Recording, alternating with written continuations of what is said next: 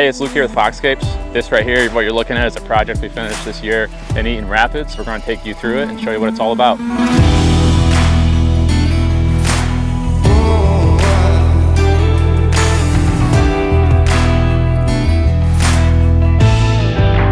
This was a blank slate. When we first came here, there was nothing going on. It was just the house, new built, freshly built, and the yard. You had the slopes. So as a landscape designer, you can kind of see you need a wall up front, you need a wall out back as you're pulling up here, and you meet with the client and ask them what their needs are. They want a patio, they want good flow of traffic, they're going to host out back. The drain field's kind of in the way, so we got some restrictions out there. So let me just show you some of the stuff we put in here. So at first glance, when you're driving down this road here, this is what you see. You look to your left when you're driving, we got to give these guys curb appeal. Look at that front wall, a nice curve, 3-stack in the back. You even get a glimpse of the back wall. So curb appeal was one of the first things in consideration right next to functionality. So we're out in the country, and one of the first things we think about is country being natural. And then we look at the stone veneer on the house and you're like, well, that kind of works, like a natural setting.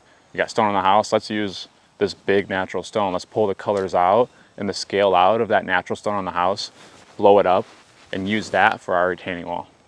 So this is Canadian limestone outcropping, and this front wall is 2 tiers. We got, a 3-stack blending into the hill, and then just a single stack right there.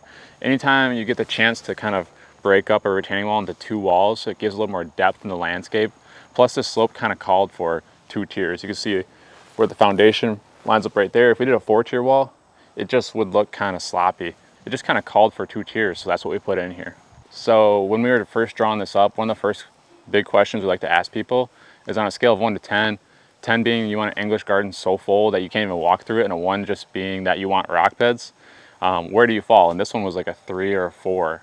You can see the plantings are well spaced out. We got good balance of evergreens. Right here, we took one of the outcropping, triple cord it so they could plant some annuals as the seasons progress. You put fall mums in there, spring petunias, something like that. Carrying down, we have a lot of perennials. We've got catmint, burgundy bunny grass. We got a good balance of evergreens again. The bowling balls on the left complement the boxwoods on the right there. Some hydrangeas for late season interest. And then we got a snow fountain weeping cherry for some height. So there's 2 key access points in this landscape that we're working with. We're working with the walkout slider right here, and then right out the main living room up there, there's a little landing coming down. And so we got to kind of tie those 2 spaces together. Down low, we drew up, and the client had a stamped concrete contractor put in this pad. This is about a 12-foot wide, 18-foot deep pad. They stamped it with a wood grain, and then they sprayed a gray release on there. So it looks really nice and just kind of matches the overall color that's going on here. So we tied these 2 patios together by traversing the hillside with retaining walls and steps.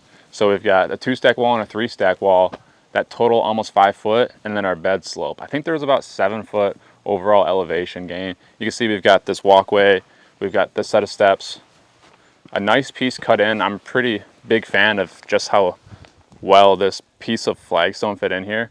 So more steps, flagstone steps, and boom, we're up on the upper patio. So up here, we're on the main pad. This is the upper pad right outside the living room. They're gonna put a pergola up here, and just enough room to be able to walk in and out of the house and enjoy their time under the pergola. This right here is the biggest design constraint on this project. So they've got their septic tank right here, and we never like to build walls or patios over a septic tank. That's just a no-no in the landscape world. So we landscaped around it, put some plants, kind of like in a honeycomb shape. And then right beyond the patio is their drain field. So we're only able to take the patio so far. And we're really pushing those boundaries to get up as close to the drain field as possible, as safe, without harming their system. So everything is natural stone between the outcropping. We're using 1-inch Michigan crushed natural stone here in the beds. And then just a curve to the patio, to the beds, to kind of play off of that country feel. Thanks for joining us for this walkthrough. We really enjoyed being a part of this project. I think it looks amazing, and we look forward to continuing to work just like this.